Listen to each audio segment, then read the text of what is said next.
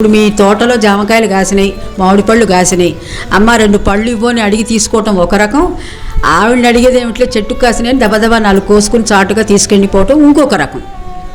So మొదటి రకం వాళ్ళేంటి, అసలు ఇది ఈశావాస్యమిదగం సర్వం అని ఈశావాస్య ఉపనిషత్తు చెబుతోంది. ఇదంతా కూడా పరమాత్ముడి సామ్రాజ్యం. ఈ ప్రపంచం కనపడుతున్నట్టుదంతా కూడా ఇది పరమాత్ముడి సామ్రాజ్యమై ఉన్నది.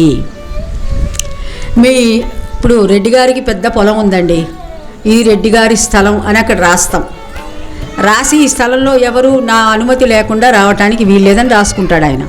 సో ఆ పొలంలో స్థలంలో ఏమున్నా కానీ ఏదైనా ఆయన దానికి అధికారి. మనకి ఏదన్నా కావాలన్నా ఆయన్ని అడిగి తీసుకోవాలి. అలాగే ఈ ఉపనిషత్తు ఏం చెప్పిందంటే ఈ ప్రపంచం అంతా కూడా పరమాత్ముడి సామ్రాజ్యమై ఉన్నది. ఎవరు దీని మీద నా అనుమతి లేకుండా, నా అనుమతి అంటే నన్ను అనుకోకండి, ఆ భగవంతుడి అనుమతి లేకుండా దీని మీద ఎవరూ చెయ్యి వెయ్యటానికి వీలు లేదు అని ఈశావాస్యమిదగం సర్వం. ఇదంతా కూడా పరమాత్ముడి సామ్రాజ్యం. సో అనుమతి లేకుండా ప్రవేశించిన వారు శిక్షింపబడుదురు అని ఆ ఉపనిషత్తు చెబుతున్నది. అంటే నిజమైనటువంటి భక్తి అంటే ఆ భక్తి ముక్తికి దారి తీయాలి.